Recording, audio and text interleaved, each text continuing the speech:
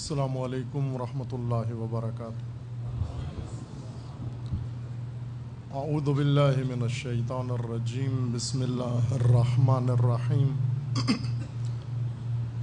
الحمد للہ والصلاة والسلام علی رسول اللہ وآلہ آل اللہ واللعنۃ الدائمۃ علی اعدائہم وأعداء اللہ من یوم عداوتہم الی یوم لقاء اللہ، اما بعد، فقال الامام علی بن موسیٰ الرضا علیہ الصلاۃ والسلام: اذا رأيتم الرجل قد حسن صمته وهديه وتماوت في منطقه وتخاذأ في حركاته فرويدا لا يغرنكم فما اکثر من یعجزه تناول الدنیا ورکوب المحارم۔ صلوات پڑھیے محمد وآل محمد۔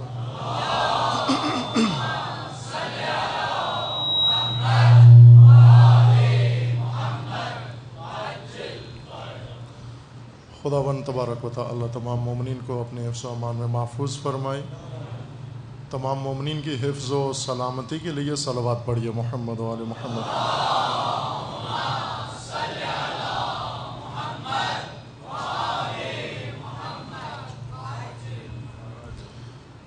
شب ولادت با سعادت حضرت سامن الحجج علی بن موسیٰ الرضا علیہ الصلاۃ والسلام، آپ تمام حاضرین مجلس، علماء کرام، مہمانان گرامی و تمام راہروان راہ ولایت و امامت و امت اسلامیہ کو مبارکباد عرض ہے۔ تبرکاً و تیمناً اس مبارک شب میں اور اس مبارک محفل میں ذکر کرتے ہیں ایک روایت کا جو حضرت امام رضا علیہ الصلاۃ والسلام سے مروی۔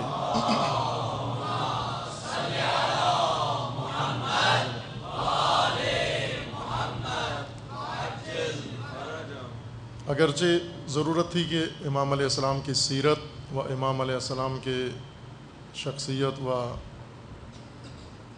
زندگی کے بہت سارے پہلوؤں کی طرف اشارہ ہوتا، لیکن چونکہ وقت کم ہے، میں صرف ایک حدیث نورانی جو امام علیہ السلام نے نقل فرمائی ہے اپنے جد امجد حضرت امام علی ابن حسین زین العابدین علیہ السلام سے، اس حدیث کو آپ کی خدمت میں نقل کرتا ہوں۔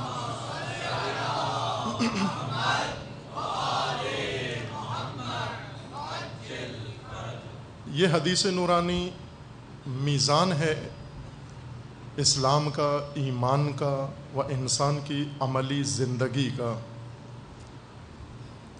انبیاء کرام علیہم السلام نے و ائمہ اطہار علیہم السلام نے اللہ تعالیٰ کا ہدایت کا نظام و منشور تفصیلات کے ساتھ، جزیات کے ساتھ و تطبیقات کے ساتھ بیان فرمایا ہے تاکہ ایک مومن ان اصولوں کے مطابق زندگی بسر کرے، اور وہ پریشانیاں جو ہمیں روزمرہ پیش آتی ہیں اپنی زندگی کے مختلف شعبوں میں، عائلی زندگی میں، خاندانی زندگی میں، دوستانہ زندگی میں، کاروباری زندگی میں، سماجی زندگی میں، دینی زندگی میں، اجتماعی زندگی میں، وہ مشکلات پیش نہ آئیں جو ہم اپنے ہاتھوں سے خود اپنے لیے فراہم کرتے ہیں، مہلکیں اور ہلاکت گاہیں۔ اگر ہم ائمہ اطہار کے نورانی تعلیمات کے مطابق زندگی بسر کریں اور ان معیاروں پر زندگی بسر کریں، ہم نے شعار دینی سیکھ لیے ہیں لیکن معیار دینی نہیں اپنائے، جبکہ اولیاء الہی و ائمہ اطہار علیہم السلام نے ہمیں زندگی کے معیارات عطا فرمائے ہیں۔ ان معیاروں میں حضرت امام رضا علیہ السلام نقل فرماتے ہیں کہ قال علی ابن الحسین علیہ السلام، یہ حدیث تسلسل کے ساتھ امام ہشتم امام چہارم سے نقل فرما رہے ہیں۔ اذا رأيتم الرجل قد حسن صمته وهديه وتماوت في منطقه۔ بہت ہی نورانی حدیث ہے، آج شب صرف اس کو تبرکاً اس محفل میں پیش کرنا ہے، محفل کی برکت بڑھانے کے لیے، تفسیر کے لیے بعد میں انشاءاللہ کسی موقع پر۔ یہ وہ حدیث ہے جو شاید سال ہا سال سے جس کا وعدہ دیا جا رہا تھا مختلف مجالس و محافل میں، اس کا عنوان ہوتا تھا، تذکرہ ہوتا تھا، اور یہ وعدہ دیا جاتا تھا کہ کسی مجلس میں اس حدیث کو آپ کی خدمت میں پیش کیا جائے گا۔ بہت اہم و بنیادی حدیث ہے، دین کی بنیاد ہے، عملی دین کی بنیاد ہے۔ توجہ سے سنیے گا اس کو، چونکہ آج وقت کم ہے، صرف قراءت حدیث پر اکتفا ہوگا اور مختصر سا اس کا معنی، تفسیر کی گنجائش آج شب معلوم نہیں ہوتی کہ ملے ہمیں۔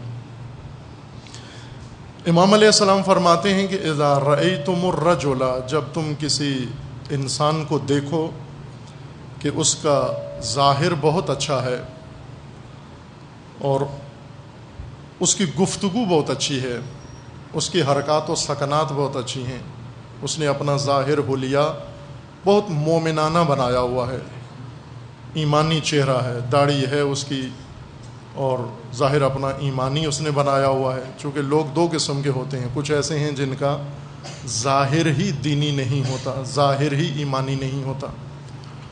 نہج البلاغہ میں امیر المومنین علیہ الصلاۃ والسلام کا فرمانا ہے کہ اپنی مشابہت یہود اور دشمنان دین سے مت بناؤ، شباہت اپنی دینداروں والی رکھو۔ اگر لوگ ظاہراً آپ کو دیکھیں تو آپ کا ظاہر و حلیہ آپ کا دینداروں سے ملتا جلتا ہو، دشمنان دین، دشمنان خدا و بالخصوص یہود سے نہ ملتا جلتا ہو آپ کا چہرہ، آپ کا حلیہ، آپ کا ظاہر، آپ کے خد و خال یہود والے نہ ہوں یا دشمنان دین والے نہ ہوں، کہ متاسفانہ روز بروز ظاہر بے دینی و غربی و مغربی طرز کا ظاہر مسلمانوں میں رائج ہوتا جا رہا ہے، وہ غلبہ پاتا جا رہا ہے۔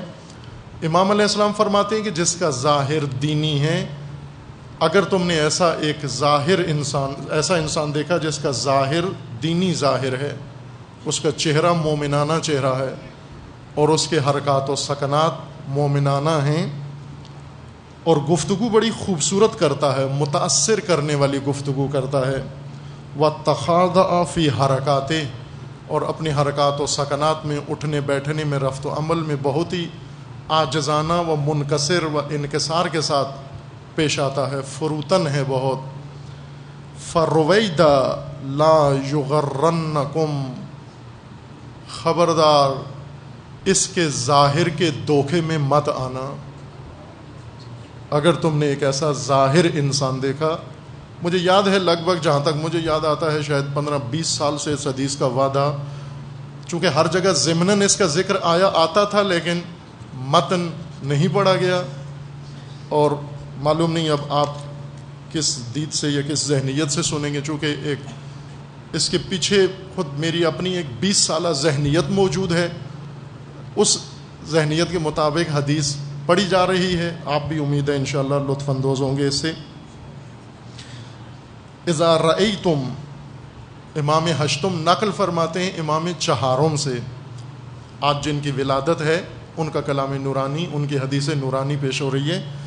اذا رأیتم الرجل، جب تم کسی ایسے انسان کو دیکھو، قد حسن سمتہ، جس کا چہرہ بہت اچھا ہے، مومنانہ ہے، پسندیدہ اچھا چہرہ ہے اس کا، وحدیہ وتماوت فی منطقہ، اور جو اپنی گفتگو میں بہت دل لبھانے والی ایمانی گفتگو کرتا ہے، متاثر کرنے والی گفتگو کرتا ہے، وتخاضع فی حرکاتہ، اور اٹھنے بیٹھنے میں، آنے جانے میں بہت ہی خضوع، خشوع، اخلاص اور فروتنی و انکسار کے ساتھ پیش آتا ہے، تکبر و غرور اس کے اعمال سے ظاہر نہیں ہوتا۔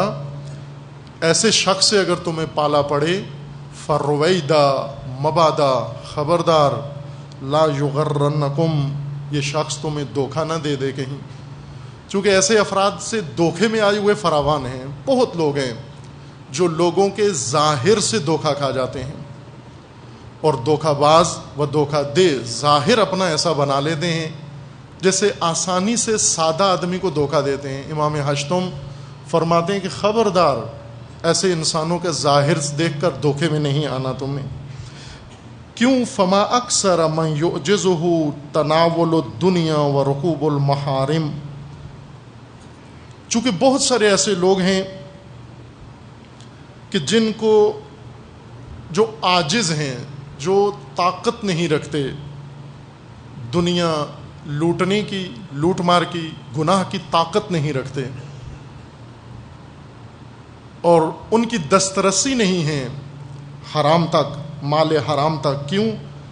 لضعف نیتہ و مہانتہ و جبن قلبہ، چونکہ بزدل ہوتے ہیں، ڈرپوک ہوتے ہیں، جی چاہتا ہے ان کا اندر سے ہر غلطی کریں، ہر غلط کام کریں، حرام کھائیں، لوٹ مار کریں، کرپشن کریں، لیکن ڈرتے ہیں پکڑے جائیں گے، پولیس پکڑ لے گی، لوگوں میں بدنامی ہو جائے گی، گھر والوں کے سامنے شرمندہ ہو جاؤں گا، فلاں مجھ پر اعتماد کرنا چھوڑ دے گا، نوکری سے نکال دیں گے، ڈرتا ہے. لیکن اس کے اندر شدید رغبت ہے گناہ کی، شدید رغبت ہے غلط کام کرنے کی، وہ شدید رغبت ہے حرام فعل مرتکب ہونے کی، لیکن نیت کمزور ہے، ارادی قوت ارادی نہیں ہے اس کے اندر.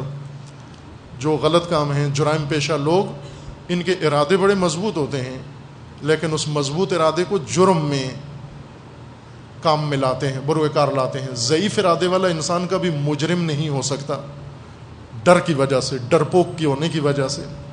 ایک اور حدیث میں امام علیہ السلام فرماتے ہیں کہ سخاوت یہ نہیں ہے کہ تم سے کوئی مانگے تو اس کو دے دو، چونکہ بہت مقامات ایسے آتے ہیں جہاں پر سب اب بھری مجلس میں کھڑے ہو کر عموماً چندے مانگنے والے بڑے ٹیکٹ فل لوگ ہوتے ہیں، انسان کو مروت میں پھنسا کے چندہ مانگتے ہیں.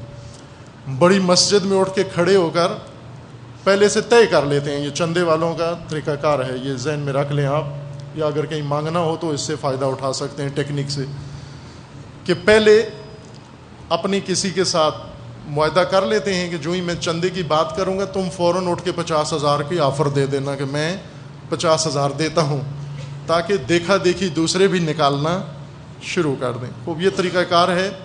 امام فرماتے ہیں اس کو سخاوت نہیں کہتے، کسی کو مروت میں پھنسا کر یا مروت میں آ کر، چونکہ بہت ساری جگہوں پر آپ لوگوں سے کچھ مانگتے ہو وہ دے دیتے ہیں. کیوں دیتے ہیں؟ چونکہ اگر نہ دیں تو لوگ ان کو بخیل، کنجوس اور کہیں گے کہ یہ خسیس انسان ہے. اس تہمت سے ڈرنے کی وجہ سے آپ کو کچھ نہ کچھ نکال کے دے دیتے ہیں. یہ سخاوت نہیں ہے. سخاوت یہ ہے کہ آپ جہاں ضرورت سمجھو بلا مانگے اس کی ضرورت پوری کر دو آپ جا کر. یہ سخاوت ہے. یہ سخی اس انسان کو کہتے ہیں، نہ یہ کہ جس کو گھیر کے پھنسا کے اور محفل میں شرمندہ کر کے. بہت سارے لوگ شرمندگی سے بچنے کے لیے کچھ نہ کچھ دے دیتے ہیں دوسروں کو. یہ سخی لوگ نہیں ہوتے، یہ ڈرپوک لوگ ہوتے ہیں جو شرمندگی کا سامنا نہیں کر سکتے. امام علیہ السلام فرماتے ہیں کہ بہت سارے لوگ ہیں جو گناہ نہیں کرتے، غلط کام نہیں کرتے. کیوں نہیں کرتے؟ چونکہ ارادہ کمزور ہے ان کا، چاہتا ہے، جی چاہتا ہے، شدید جی چاہتا ہے ان کا، لیکن نیت کمزور ہے، ارادہ کمزور ہے. و مہانت ہی و جبن قلب ہی، دل کے کمزور ہیں. یہ دل کے کمزور ہونے کی وجہ سے یہ لوگ غلط نہیں کرتے. لہذا ان کے ظاہر سے تم دھوکہ مت کھاؤ. وَنَصْبُ الدِّينِ فَخًا لَهَا یا فَنَصَبَ الدِّينَ فَخًا لَهَا، ایسے شخص جو نیت کے مجرم ہیں لیکن عمل میں صاف ہیں، انہوں نے دین کو اپنے لیے ایک پردہ قرار دیا ہے، ڈھال قرار دیا ہے. دین کے پیچھے چھپے ہوئے ہیں، اپنا ظاہری دینی و مومنانہ ماحول بنایا ہوا ہے، شخصیت بنائی ہوئی ہے، عزت بنائی ہوئی ہے لوگوں کے اندر، اور اس کے ذریعے سے لوگوں کو دھوکہ دیتے ہیں. اور لوگ ان کے اس ظاہر کو دیکھ کر ان پر اعتماد کرتے ہیں، ان کے ساتھ لین دین کرتے ہیں، ان کے ساتھ کاروبار کرتے ہیں، ان کے ساتھ رشتے بڑھاتے ہیں، اور ان کے ساتھ اور بہت سارے معاملات میں شریک ہوتے ہیں ان کے ظاہر سے دھوکہ کھا کر. یہ ذہن میں رکھیے کہ آج کل بھی دنیا میں جہاں پر اجتماعی اصلاحات کو اکیڈمک بنیادوں پر انجام دیا جاتا ہے، چونکہ پاکستان میں نہ اکیڈمک بنیادیں ہیں نہ غیر اکیڈمک بنیادیں ہیں، صرف ان جرائم کی ترویج کی طرف زیادہ رغبت ہے.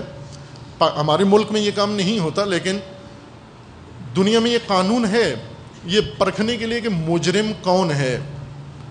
ہر وہ انسان جو غلط کام کرتا ہے اسے مجرم نہیں کہا جاتا، جس سے جرم سرزد ہو اسے مجرم نہیں گردانا جاتا. مجرم ہونے کے لیے مجرمانہ ذہنیت و ارادہ بھی ضروری ہے, مجرمانہ شخصیت بھی ضروری ہے. جس نے جرم نیت کر کے کیا ہو اسے مجرم کہا جاتا ہے. ورنہ بہت سارے لوگ ہیں ایکسیڈنٹ ہو جاتا ہے, مر جاتا ہے کوئی آدمی ان کی گاڑی سے ٹکرا کر, ان کو مجرم نہیں کہا جاتا کیونکہ اس کا قتل کا ارادہ نہیں تھا. یہ بالکل قتل نہیں کرنا چاہ رہا تھا لیکن بے اختیار غلطی سے اس سے ہو گیا, یا گاڑی کی خرابی کی وجہ سے اس سے قتل ہو گیا ہے. ایسے شخص کو مجرم نہ کہا جائے. یہ مجرم نہیں ہے, اگرچہ جو کچھ اس سے سرزد ہوا ہے وہ جرم ہے. ایک بے گناہ انسان کا قتل جرم ہے, لیکن جس سے یہ سرزد ہوا ہے یہ مجرم نہیں ہے, چونکہ اس کے پیچھے مجرمانہ ذہنیت موجود نہیں ہے. امام علیہ السلام فرما رہے ہیں کہ اس کے ایک الٹ تصویر ہے, اور وہ یہ کہ بہت سارے لوگ ہیں جن سے جرم سرزد نہیں ہوتا لیکن ہیں مجرم, چونکہ ان کی ذہنیت مجرمانہ ہے, ان کی شخصیت مجرمانہ ہے, ان کی سوچ اور ارادے مجرمانہ ہیں. وہ اگر مجرم ہیں کیوں کرتے نہیں جرم؟ بزدلی کی وجہ سے, ڈر کی وجہ سے, خوف کی وجہ سے, ضعف کی وجہ سے, جھجک. بہت سارے لوگوں میں جھجک ہے. ابھی مثلا یہاں بہت سارے لوگ ہیں جن کا جی چاہتا ہے, مثلا ہمدانی صاحب نے نعت پڑھی, باقی عزیزوں نے اچھا کلام پڑھا, انہیں بہت پسند آیا, واہ واہ کر دی, اور جی چاہتا تھا نعرہ لگاؤں لیکن جرت نہیں ہوتی تھی نعرہ لگانے کی, چونکہ جھجک ہے, خوف ہے, ڈر ہے کہ میرا نعرہ, آواز میری پھٹ گئی, آواز رند گئی, آواز نہ صحیح اٹھی, پھر کیا ہوگا, یہ سارے ہنس پڑیں گے مجھ پر, اور ان کے ہنسنے سے آج اس بھری محفل میں مثلا شرمندہ ہو جاؤں گا. اس لیے ڈر کی وجہ سے نعرہ نہیں لگاتے. کتنے لوگ ہیں ایسے. میں ایک اور ڈرپوک طبقہ بتاؤں جو واجب ترک کر دیتا ہے. مرد کے اوپر 3 نمازیں پڑھنا بالجہر واجب ہے. 3 نمازیں واجب نمازوں میں سے یومیہ واجب ہے کہ بالجہر پڑھے. پہلی 2 رکعتیں, نماز مغرب, نماز عشاء اور نماز فجر. مرد کے لیے واجب ہے کہ حمد اور سورہ اونچی آواز میں پڑھے, بسم اللہ الرحمن الرحیم الحمدللہ رب العالمین. لیکن آپ نے بہت سارے مردوں کو زنانہ انداز میں نماز پڑھتے ہوئے دیکھا ہوگا. مغرب کی نماز پڑھتے ہیں زنانہ طور پر, خاموشی سے دل میں پڑھ رہے ہوتے ہیں. کیوں؟ اس لیے کہ اگر میں نے اونچی پڑھی, سورہ شاید غلط ہو, حمد غلط ہو, قرات غلط ہو, تجوید غلط ہو, میری غلطی ساتھ والے کو پتہ چل جائے گی, وہ یہ کہے گا کہ یہ مومن دیکھو, داڑھی دیکھو اور قرات دیکھو اس کی کیسے ہے, یہ پنجابی میں نماز پڑھ رہا ہے مثلا. اس ڈر کی وجہ سے واجب چھوڑ دیا اس نے, خوف کی وجہ سے. بزدل لوگ ایسے ہوتے ہیں کہ بعض اوقات ڈر کی وجہ سے واجب ترک کر دیتے ہیں. مردوں کے لیے واجب ہے, لازم ہے, قرات جیسی بھی ہے اس کو اونچی آواز سے پڑھو, اتنا پڑھو کہ خود سن سکو, کم از کم اتنی آواز میں پڑھو کہ خود سن سکو اس کو. دھیمی آواز میں یا خاموش نہ پڑھو دل میں, یہ باطل ہے یہ نماز آپ کی. نماز بالجہر پتہ بھی ہے حکم, اور پھر جان بوجھ کر اس کو نہیں پڑھتے ہو, غلط پڑھتے ہو, یا ترک کرتے ہو, واجب ترک کر رہے ہو, غلط پڑھ رہے ہو نماز. جرت مردانہ پیدا کرو, نماز کم از کم بلند پڑھو. آپ حمد و سورہ بلند پڑھو. جب حمد و سورہ بلند پڑھو گے پھر اللہ کا نام بلند آواز سے لوگے, پھر ذکر امامت بلند آواز سے کرو گے, پھر اس باطل دنیا میں حق کو ڈھنکے کی چوٹ پر بیان کرنے کے قابل ہو جاؤ گے. آپ اونچی آواز میں پڑھا کرو. لیکن بعض لوگ مجرم ہوتے ہیں اور وہ مجرم ڈر کی وجہ سے جرم نہیں کرتے. ان پر کوئی ایف آئی آر نہیں کٹتی, کوئی گناہ نہیں ہے, لوگوں میں اچھی شہرت ہے ان کی, لیکن اللہ کو معلوم ہے کہ ان کے نفس کے اندر, ان کے دل کے اندر, ان کے اندر ایک مجرمانہ شخصیت چھپی ہوئی بیٹھی ہوئی ہے.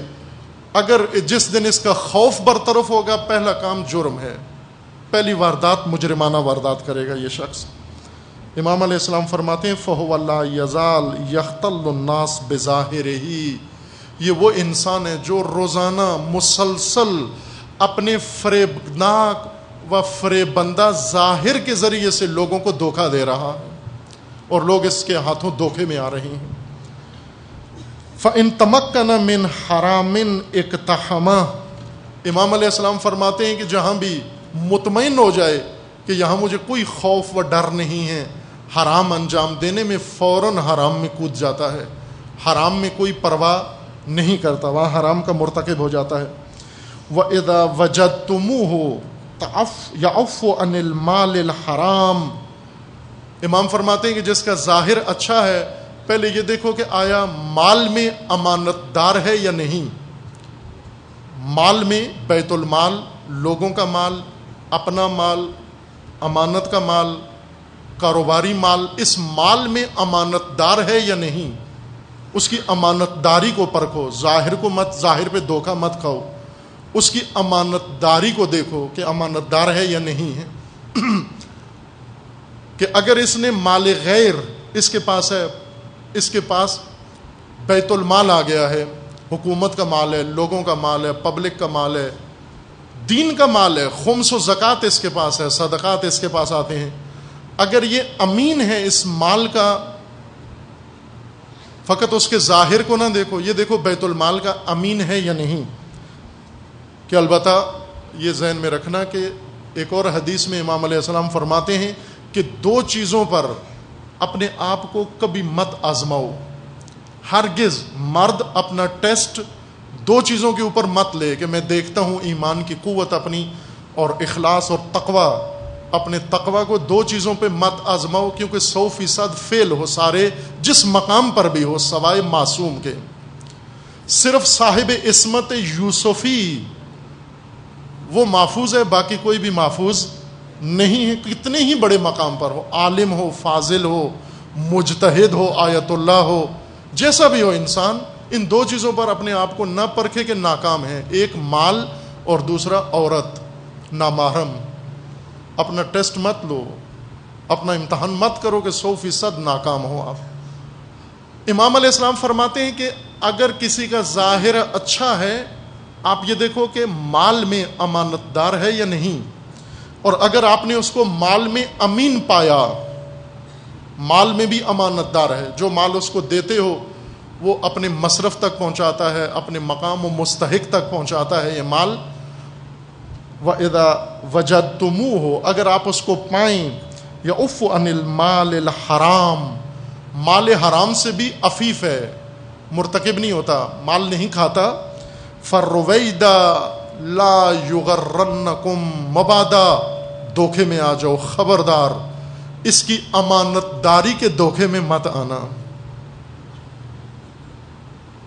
اس کی امانت داری کے دھوکے میں بھی مت آنا۔ کیوں کہ بہت سارے مومنانہ ظاہر کے پیچھے مجرمانہ شخصیت رکھتے ہیں، اور اگر آپ نے یہ پرکھ لیا، آزما لیا کہ یہ مال میں بھی امین ہے، پھر بھی دھوکے میں نہ آنا، پھر بھی دھوکہ نہ کھانا۔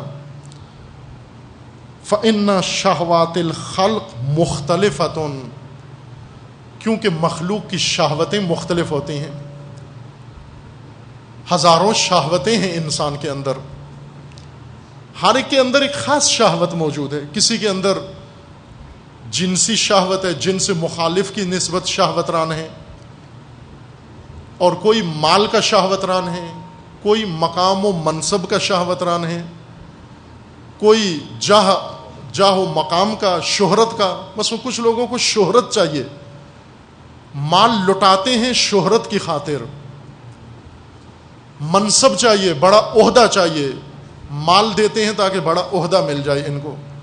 مال کی شہوت نہیں ہے، منصب کی شہوت ہے۔ ان کو ممکن ہے جنسی شہوت نہ ہو، مال کی شہوت ہو، ممکن ہے مال کی شہوت نہ ہو، دوسری کوئی شہوت ہو۔ اس لیے اگر کوئی مال میں بیت المال کا امین ہے، خمس و زکوٰۃ کا امین ہے، ٹیکس کا امین ہے، قرض کا امین ہے، لوگوں کے اموال کا امین ہے، اگر امانت دار ہے، اس کی امانت داری کے دھوکے میں بھی نہ آنا۔ فَإِنَّ شَهْوَاتِ الْخَلْقِ مُخْتَلِفَةٌ فَمَا أَكْثَرَ مَنْ يَنْبُو عَنِ الْمَالِ الْحَرَامِ وَإِنْ قَصُرَ، کتنے لوگ ایسے ہیں جو مال حرام سے دوری اختیار کرتے ہیں، اگر مال حرام ان کے سامنے رکھ دیں اور مال حرام ان کے اختیار میں ہو، کھا بھی سکتے ہو پھر بھی نہیں کھاتے، خوف نہ ہو پھر بھی نہیں کھاتے، مال حرام کو ہاتھ نہیں لگاتے، دوری اختیار کرتے ہیں مال حرام سے۔ وَيَحْمِلُ نَفْسَهُ عَلَى شَوْحَةٍ قَبِيحَةٍ فَيَأْتِ مِنْهَا مُحَرَّمًا، نہ یہ مال حرام چھوڑ دیتا ہے، مال حرام نہیں کھاتا، لیکن اس کے اندر شہوت موجود ہے، شہوت جنسی موجود ہے اس کے اندر.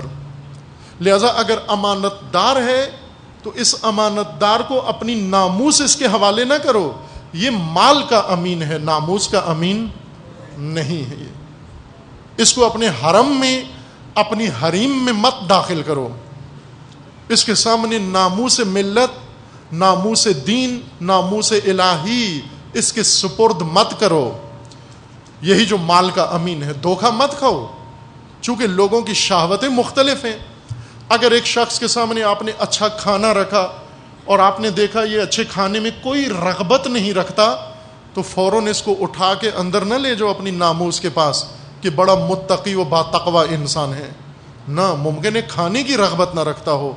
امام فرماتے ہیں دیگر شہوات اس کے اندر ہوں گی، موجود ہوں گی، اور اس شہوت ران سے دھوکہ مت کھاؤ تم.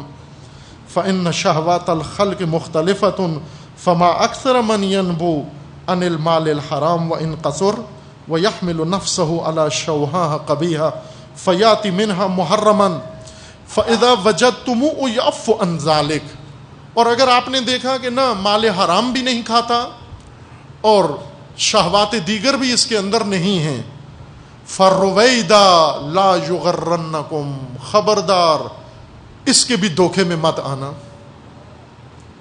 جس نے ظاہر مومنانہ بنایا ہوا ہے اس کے ظاہر ایمانی کے دھوکے میں مت آنا. اس کی امانت داری کو پرکھو. اگر آپ نے اس کو امانت دار پایا، اس کی امانت داری کے دھوکے میں مت آنا. اس کو ناموس میں دیکھو. اگر ناموس میں یا دیگر شہوتوں میں بھی آپ نے اس کو عفیف پایا، پاک دامن، اس کی پاک دامنی کے دھوکے میں بھی مت آنا.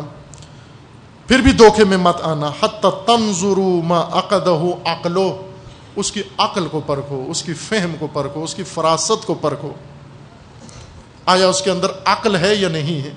عقل کے دیکھنے کے لیے ڈگری نہ دیکھو. یہ نہ کہو کہ ادھر لائیں جی اس کے سارے سرٹیفکیٹ لائیں، اپنا یہ پورا علمی ریکارڈ لائے، اس نے پریپ میں کتنے نمبر لیے تھے، کے جی میں کتنے نمبر لیے تھے، فرسٹ میں، فلاں میں، اور میٹرک میں، اور او لیول میں، اور اے لیول میں، اور فلاں لیول میں کیا نمبر لیے تھے. ممکن ہے اس میں 100% نمبر لیے ہوں.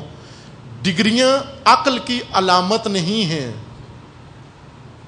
وہ عقل جو زندگی بسر کرنے کے لیے ضروری ہے. ڈگریاں یہ بتاتی ہیں کہ اس کے اندر علم حاصل کرنے کی صلاحیت موجود ہے، اور جس میں بھی علم حاصل کرنے کی صلاحیت موجود ہو ضروری نہیں کہ وہ دوستی کے بھی قابل ہو. در حقیقت امام رہبر کی شرائط بتا رہے ہیں. یہ میں آپ کی خدمت میں عرض کر رہا ہوں. امت اسلامیہ کو رہبر پہچانوا رہے ہیں کہ جب رہبر چننا ہو تو استخاروں کی مدد سے مت چنو، اس کے ظاہر پہ مت جاؤ، اس کے دھوکے میں مت آؤ. جب رہبر آپ نے چننا ہو اس کے ظاہر کو مت دیکھو آپ. لیکن یہ معمولی معیار بھی ہے، عام ہماری معمول کی زندگی کا بھی معیار ہے. کاروبار کے لیے، رشتوں کے لیے، دوستی کے لیے، ہم فکری کے لیے، سفر کے لیے، قومیات کے لیے، خاندانی و عائلی مسائل کے لیے، انفرادی و دینی امور کے لیے معیاری دین امام علیہ السلام بیان فرما رہے ہیں. خوب امام فرما رہے ہیں کہ دیکھو اس کی عقل کیا ہے. اس عقل سے مراد وہ عقل ہے جس کی مدد سے انسان زندگی گزار سکتا ہے. بہت سارے لوگ ڈگری بڑی اچھی لیتے ہیں، یونیورسٹیوں میں ٹاپ کرتے ہیں اور زندگی کو خراب کر دیتے ہیں. اور کتنے لوگ ایسے ہیں جنہوں نے زندگی میں ٹاپ کیا ہے، یونیورسٹی ٹاپ نہیں کر سکے، ڈگری بڑی نہیں لے سکے. یعنی ان کے اندر وہ عقل موجود ہے جس کی مدد سے ایک پاکیزہ زندگی بسر کی جا سکتی ہے. حیات طیبہ، قرآن کے بقول حیات طیبہ، پاکیزہ زندگی گزارنے والی عقل ان کے اندر موجود ہے. امام علیہ السلام فرماتے ہیں، امام ہشتم، امام چہارم سے نقل کر رہے ہیں روایت کہ اگر شخص امین بھی ہے، اس کا ظاہر مومنانہ ہے اور عفیف بھی ہے، عفت مال بھی ہے و عفت جنسی بھی اگر اس کے اندر موجود ہے، اس پر بھی بھروسہ مت کرو، اس سے بھی دھوکہ مت کھاؤ، اس کی عقل کو دیکھو. فما اکثر من ترک ذلک اجمع، بہت سارے لوگ ہیں جو تمام حرام چیزوں کو ترک کرتے ہیں. کسی حرام کے نزدیک نہیں جاتے. ثم لا یرجع الی عقل متین، سب کچھ حرام چھوڑ کر بیوقوفی کے مرتکب ہو جاتے ہیں. کتنے بیوقوف ہیں جو کوئی حرام کام نہیں کرتے. بہت سارے بیوقوف ہیں جو کوئی حرام مرتکب نہیں ہوتے. امام علیہ السلام فرماتے ہیں خبردار، ایسے نہیں ہے کہ آپ کسی کے یہ دیکھو کہ یہ میں نے اس کو آزمایا ہے. آپ توجہ کریں، میں مثال کے ساتھ عرض کرتا ہوں. ایران میں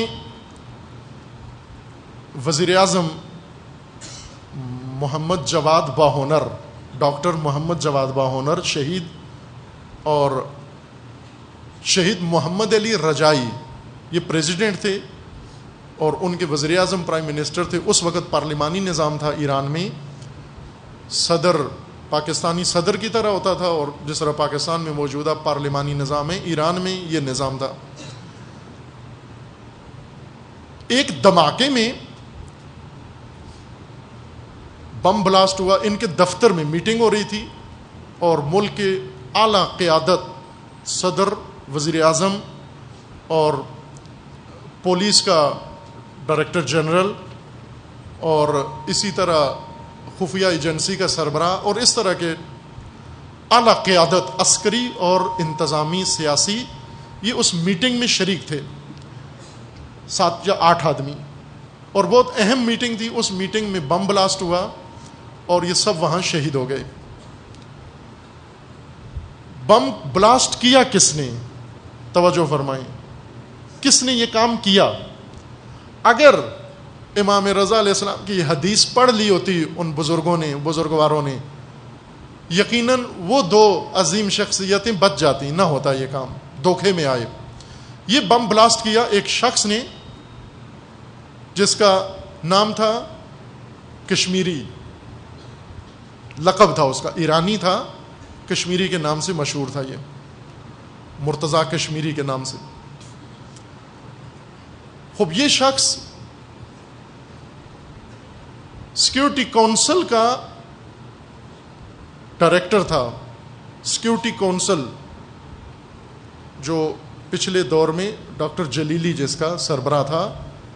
شہید رجائی اور محمد علی رجائی اور ڈاکٹر باہونر کے ساتھ جب وہ پرائم منسٹر تھے، یہ مرتضیٰ کشمیری، ظاہراً مرتضیٰ ہی نام تھا اگر میں بھول نہ رہا ہوں، کشمیری بار کے مسلم اس کا نام تھا، اب ممکن ہے اس کا اصل نام کچھ اور ہو. یہ شخص سیکیورٹی کونسل کا چیف تھا اور اعلیٰ قیادت میں تھا. اس کو خود شہید محمد علی رجائی نے اس کو اپنا مورد اعتماد ترین انسان بنایا. اپنے آفس میں تمام امور دفتر کے اس کے حوالے کیے اور اس کو سیکیورٹی کا چیف بنایا انہوں نے. تمام سیکیورٹی کے مسائل اس کے حوالے تھے. یہ شخص ایک منافق تھا، کمیونسٹ، اصل میں کمیونسٹ تھا یہ انسان، منافق، مجاہدین خلق کا رکن تھا یہ. لیکن اس نے دھوکہ دیا. دھوکہ یہ دیا کہ بہت ہی اس نے مومنانہ چہرہ بنایا اپنا، زبردست مومنانہ چہرہ، اتنا مومنانہ چہرہ کہ شہید رجائی نے اس پر اعتماد کیا، اعتبار کیا. اور شہید رجائی خود بہت عظیم شخصیت تھے، اس کے پیچھے نماز پڑھتے تھے. وہ جب بھی دفتر میں نماز پڑھنی ہوتی پابند تھے با جماعت نماز کے، ملک کا صدر. اور اس کشمیری کو کہتے تو جماعت کرا اپنے ماتحت کو، اور اس کے پیچھے کھڑے ہو کر نماز جماعت پڑھتے تھے. یہ ہمیشہ تسبیح پڑھتا رہتا تھا، ہمیشہ نماز پڑھتا تھا. اور توجہ کریں، اس نے ظاہر اپنا کتنا خوبصورت بنایا ہوتا. اس کی جیب میں ہمیشہ 2 پین ہوتے تھے، 2 قلم. ایک قلم سے آفس کا کام کرتا تھا اور ایک قلم اپنے ذاتی کاموں کے لیے.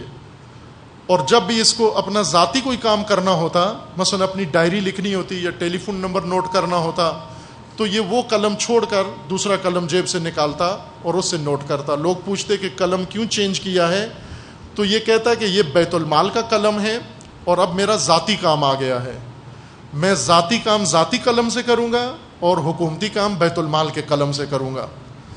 یہ شخص تھا، یہ منافق مجاہدین خلق کا رکن، اور اس نے یہ بم بلاسٹ کیا. ظاہر اتنا اعتماد اس نے حاصل کیا ملک کی اعلیٰ قیادت کا کہ اپنے بیگ میں اس نے بم رکھا، اور ملک کے اعلیٰ ترین اس میں اجلاس میں یا میٹنگ میں جہاں اعلیٰ قیادت بیٹھی ہوئی ہے وہاں پر اس نے اپنا بیگ آ کے رکھا ان دونوں کے سامنے. اس بیگ کو کسی نے نہ چیک کیا نہ ہاتھ لگایا، چونکہ انہیں پتا تھا کہ اتنا مومن انسان، اتنا انقلابی انسان جس کے پیچھے بڑے بڑے انقلابی نماز پڑھتے ہیں، اس طرح سے اس نے دھوکہ دیا اور قاری ضرب لگائی اس نے اس وقت. اور اگر امام راحل کی شخصیت نہ ہوتی یہ ضربہ انقلاب و نظام کے لیے کافی تھا کہ اگر ایک ملک کے اندر یہ حادثہ پیش آ جائے، وہ بھی ایک نو تاسیس نظام کے اندر کافی ہے اس کی نابودی کے لیے.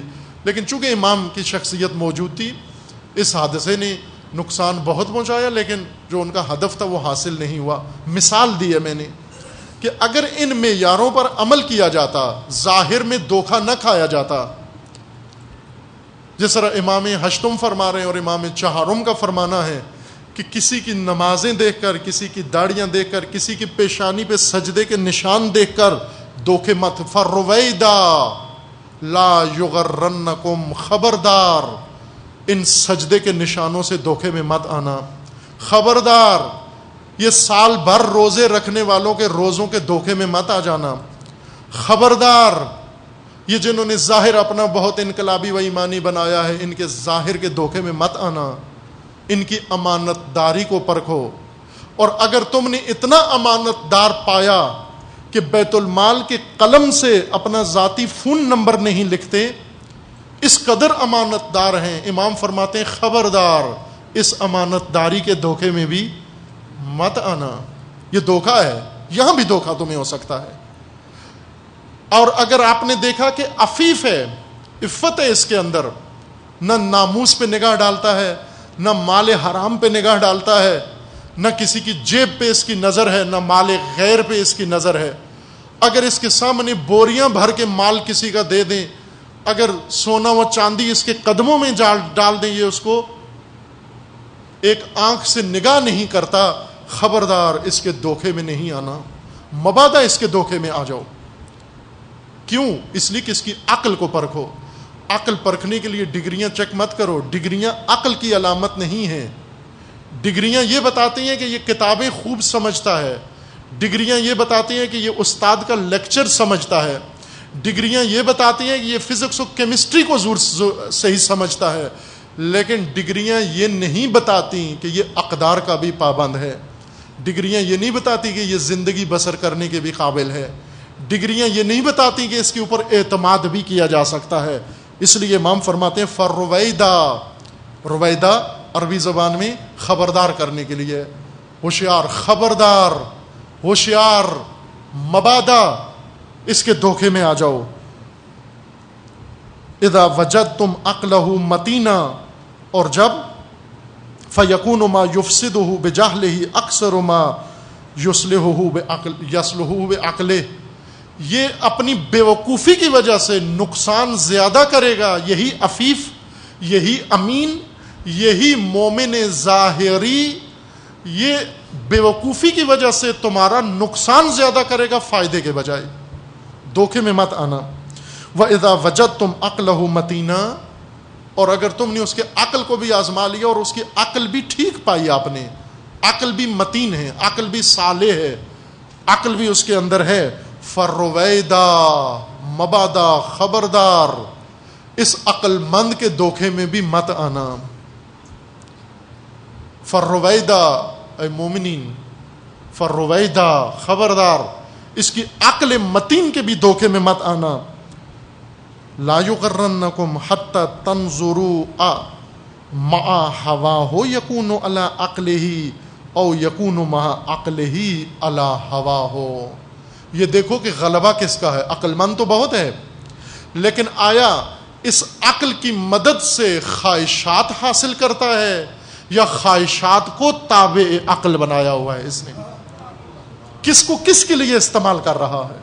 کتنے عقل مند ایسے ہیں کہ اپنی تمام ذہانت، اپنی تمام انٹیلیجنس اپنی تمام عقل و اپنی تمام فراست و ذکاوت و ہوشیاری و زیرکی، یہ سب کے سب استعمال کرتے ہیں اپنی خواہشات کے لیے. کون سی خواہش؟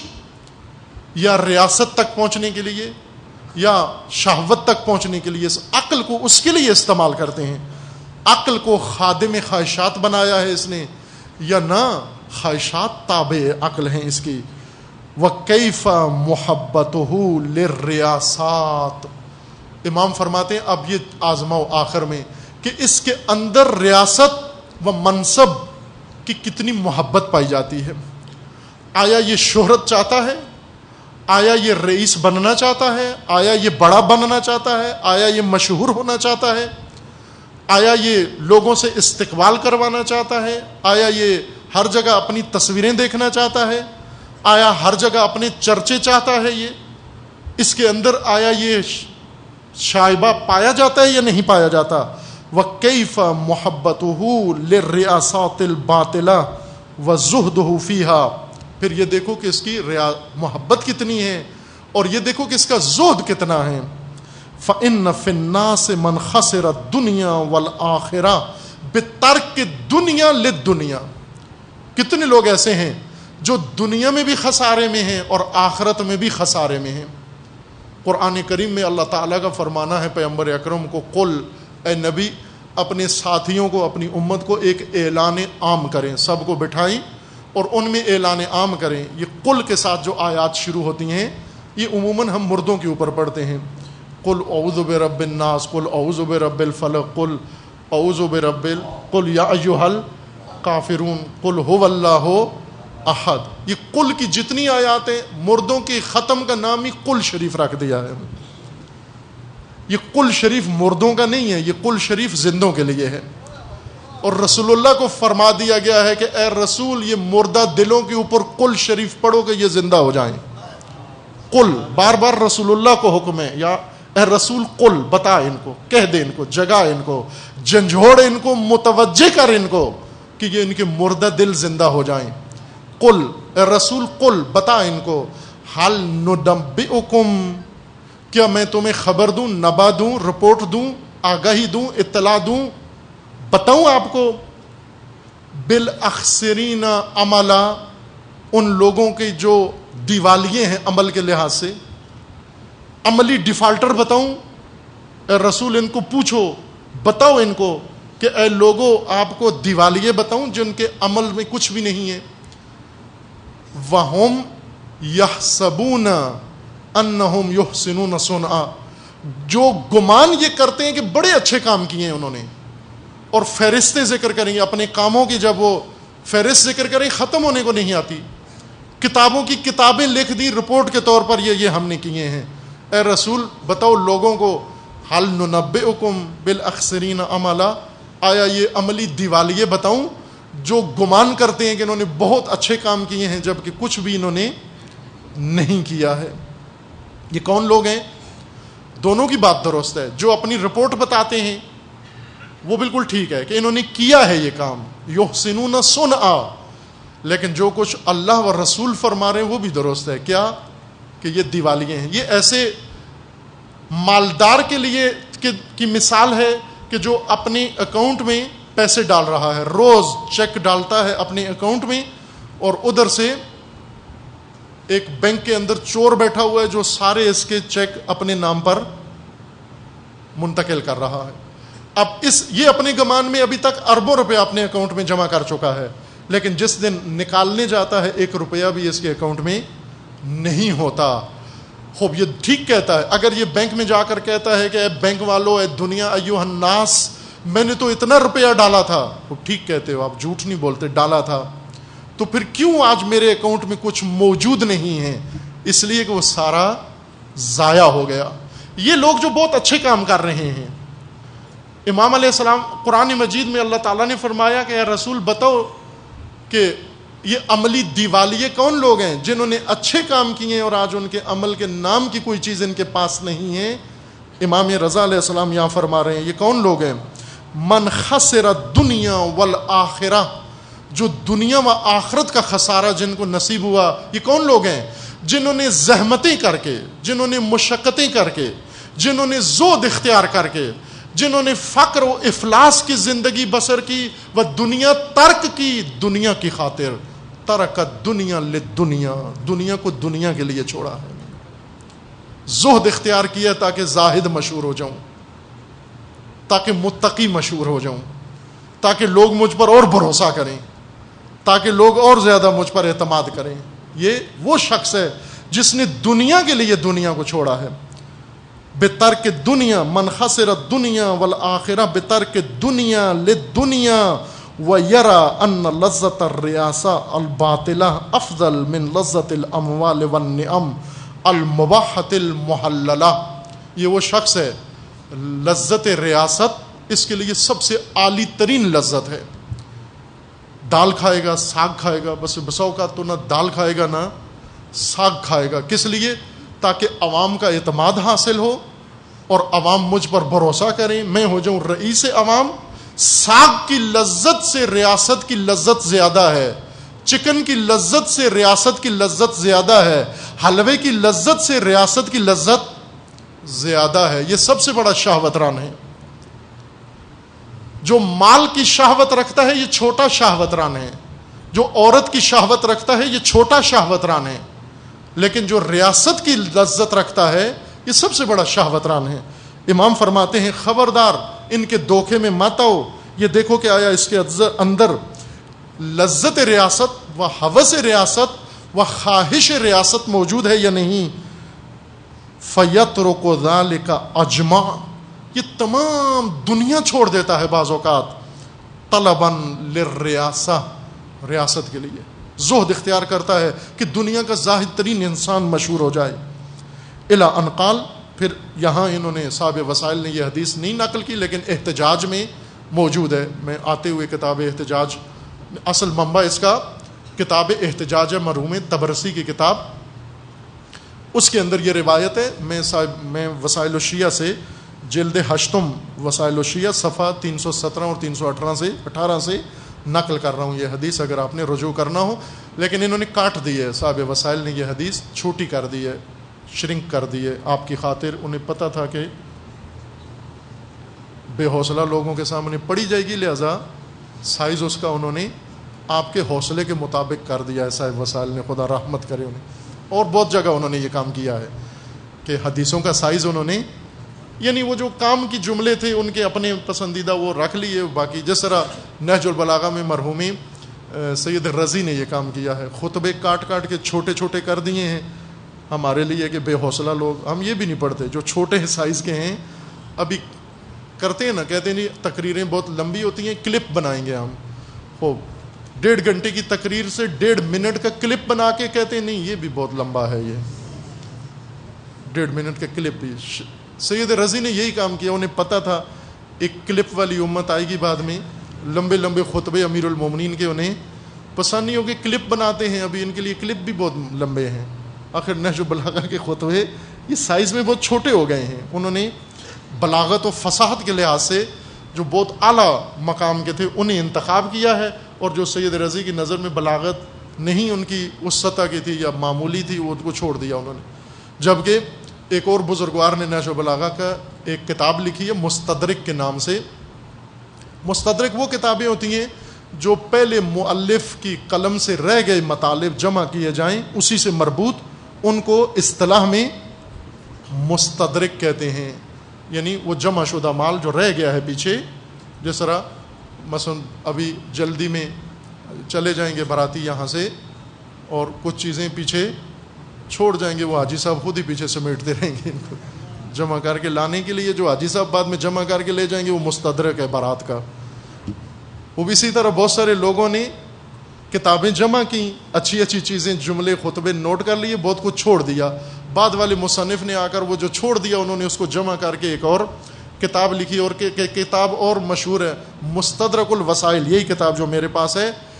انہوں نے بھی یہی کام کیا، جو انہوں نے چھوڑ دیا وہ محدث نوری نے آ کر وہ چھوڑا ہوا میٹر انہوں نے جمع کیا، ہو گئی 20 جلد کی کتاب مستدرک الوسائل۔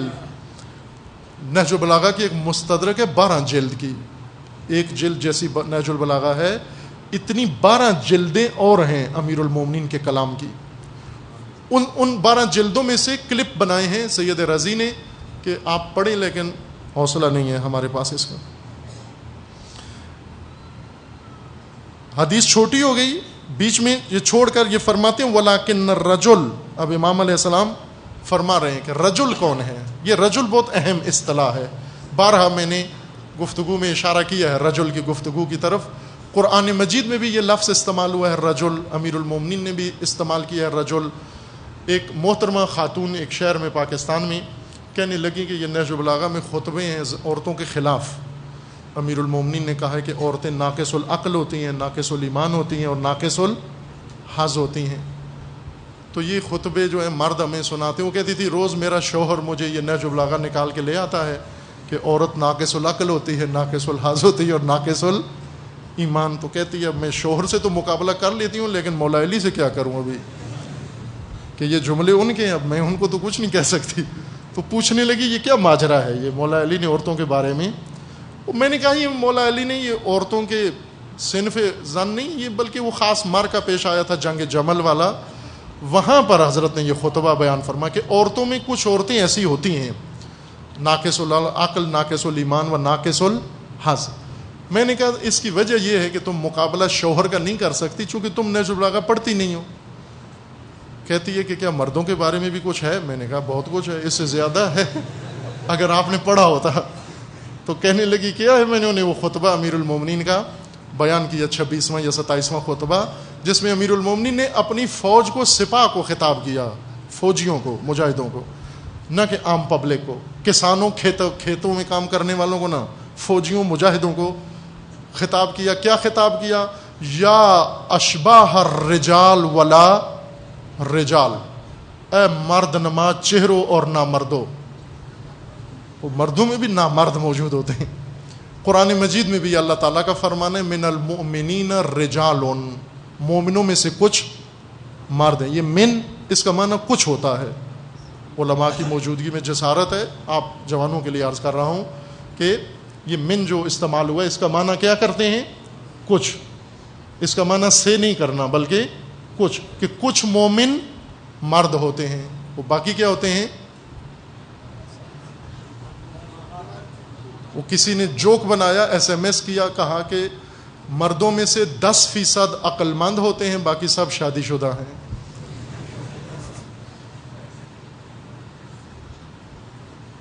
10% عقل مند ہیں، باقی سارے شادی شدہ ہیں. وہ قرآن مجید میں ہے کہ مومنوں میں سے کچھ مرد ہیں، باقی نامرد ہیں. باقی نامرد ہیں جو امیر المومنین فرما رہے ہیں اشباہ الرجال ہیں، ڈمی ہیں، ڈمی مردوں کی ڈمی ہیں، ڈمی مرد ہیں، مرد نہیں ہیں. ان کے اندر جوہر نہیں ہے، شجاعت کا، غیرت کا، دلیری کا، بصیرت کا. یہ جوہر جس میں نہ ہو اور شکل مردوں والی ہو، اس کو امیر المومنین کہتے ہیں یا اشباہ الرجال، ڈمی مرد، اصلی مرد نہیں ہے. اب امام رضا علیہ السلام و امام چہارم، امام زین العابدین علیہ السلام کی زبان سے مرد کی تعریف سنیں. مرد کس کو کہتے ہیں؟ وَلَكِنَّ الرَّجُلُ كُلَّ الرَّجُلُ، مرد و تمام مرد، مکمل مرد، واقعی مرد، اصلی مرد. وَلَكِنَّ الرَّجُلُ، لوگو یہ جو سنو، یہ جن کے چہرے مومنانہ ہیں اور دھوکہ باز، یہ نہیں ہے مرد، یہ نامرد ہیں جو لوگوں کو دھوکہ دیتے ہیں. سب سے بڑے نامرد ہیں یہ جو خیانت کرتے ہیں، نامرد ہیں. جو جن میں عفت نہیں ہے، یہ نامرد ہیں. اور خصوصاً جب دین کے نام پر دھوکہ دیتے ہوں. امام علیہ السلام دھوکہ بازوں کو نہیں بیان کر رہے، دین کے نام پر دھوکہ دینے والوں کو بیان کر رہے ہیں، اور بتا رہے ہیں امت کو کہ خبردار دین کے نام پر دھوکے میں مت آنا. قوم کو ہوشیار کر رہے ہیں، بیدار. یہ بیداری کے عمل کی بنیاد ہے. یہ حدیث بیداری کا منشور ہے. مومنین کو بیدار کر رہے ہیں، امام آگاہ کر رہے ہیں کہ دھوکے میں آئے ہوئے لوگوں، دینداروں کے فریبناک و فریبندہ چہروں اور عمل اور رویوں سے دھوکے میں آئے ہوئے لوگوں، ہوشیار رہو، رویدہ رویدہ رویدہ، خبردار، ہوشیار، بیدار، لا یغرنکم، یہ فریب دینے والے لوگ تمہیں دھوکہ مت دیں، ان کے دھوکے میں مت آؤ۔ بعد میں آ کر کہتے ہیں جی کیا کریں ہم تو ظاہر یہ سمجھے تھے، ہم تو فلاں دیکھا تھا، ہم نے تو یہ دیکھا تھا۔ اب یہی تو امام فرما رہے ہیں کہ یہ مت دیکھو، ان کے دھوکے میں مت آؤ، معیاروں پہ پرکھو ان کو، اعتماد کے لیے، بھروسے کے لیے معیاروں کے اوپر پرکھو ان لوگوں کو۔ ان معیاروں میں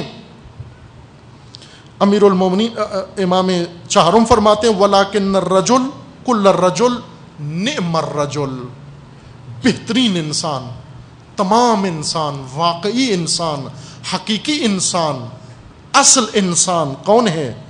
هُوَ الَّذِي جَعَلَ هَوَاهُ تَبَعًا لِأَمْرِ اللَّهِ، جس نے اپنی خواہش کو امر خدا کے تابع قرار دیا ہو، جو ہر چیز میں خدا کے امر و حکم خدا کے تابع ہے، یہ رجل، کل الرجل و نعم الرجل ہے یہ۔ وَقُوَاهُ مَبْذُولَةٌ فِي رِضَا اللَّهِ، اور یہ وہ شخص ہے جو اپنی تمام توانائیاں، اپنی جسمانی توانائیاں، اپنی علمی توانائیاں، اپنی ذہنی توانائیاں، اپنی عقلی توانائیاں، اپنی ارادی توانائیاں اور اپنی حیثیتی توانائیاں، اپنی شخصیتی توانائیاں، اپنی ظاہری توانائیاں اور اپنی باطنی و قلبی توانائیاں، اپنی ایمانی توانائیاں، اپنی تجرباتی توانائیاں، سب کی سب رضائے خدا کے لیے صرف کر دیتا ہے۔ یرز اللہ مع الحق، توجہ فرمائیں، یہ کیسے پہچانا جائے؟ اس کی پہچان کا پیمانہ یہ ہے، یہ رجل، کل الرجل و نعم الرجل، امام کی زبان میں مرد، قرآن کی اصطلاح میں مرد، نامردوں سے جب پالا پڑتا ہے انسان کے پاس تو مردوں کی تمیز ختم ہو جاتی ہے۔ ایک شہید بزرگوار، خدا رحمت کرے اسے، ان کا یہ جملہ معروف جو ان کی زبان سے ہی سنا تھا، اور وہی آواز آج تک کانوں میں گونجتی ہے اسی ٹون کے ساتھ۔ اب مجھ میں وہ صلاحیت نہیں ہے میں ان کی والیوم میں اور اس ٹون میں آپ کو وہ جملہ سناؤں، لیکن خود اندرونی لذت اس جملے سے صبح و شام حاصل ہوتی ہے، ہمیشہ اس جملے سے، وہی جیسے آج سنا ہے، جیسے ابھی سن رہا ہوں، اس طرح سے لگتا ہے مجھے۔ اس بزرگوار شہید کا یہ فرمانا ہے کہ وقتی طبل جنگ نواخت می شود، تمیز مرد از نامرد داده می شود، جب جنگ کا ڈنکا بجتا ہے مرد اور نامرد میں فرق معلوم ہو جاتا ہے۔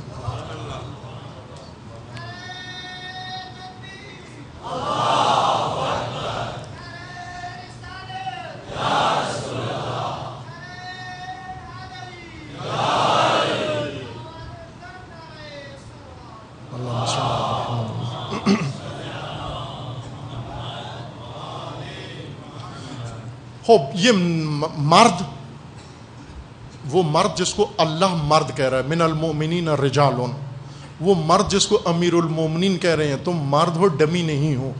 امیر المومنین کا مرد مالک اشتر ہے، امیر المومنین کی نگاہوں میں مرد ابو ذر غفاری ہے، امیر المومنین کی نگاہوں میں مرد عمار یاسر ہیں،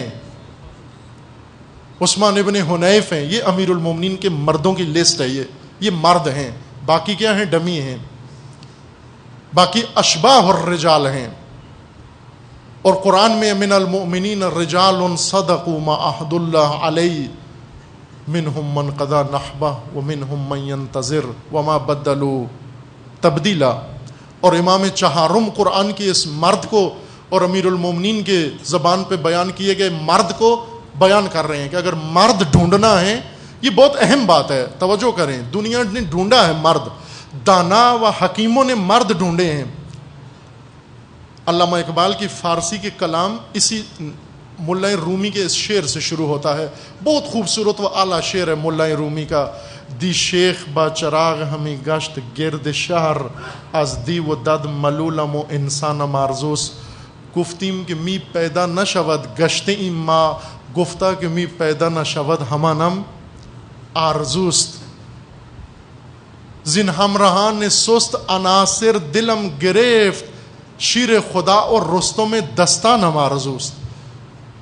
کیا دیکھا؟ مولا رومی کہتے ہیں اور علامہ اقبال کہ ہم نے دیکھا کہ ایک بہت ہی سمجھدار، دانا و عقل مند انسان دن کے وقت چراغ لے کر کچھ ڈھونڈ رہا ہے. ہم نے اس سے پوچھا کہ بزرگوار کیا ڈھونڈ رہے ہو؟ کہنے لگا کہ انسان ڈھونڈ رہا ہوں. ہم نے اسے کہا نہیں ملتا، ہم نے بہت ڈھونڈا ہے، اس زمین میں نہیں ملتا، انسان نہیں ملے گا.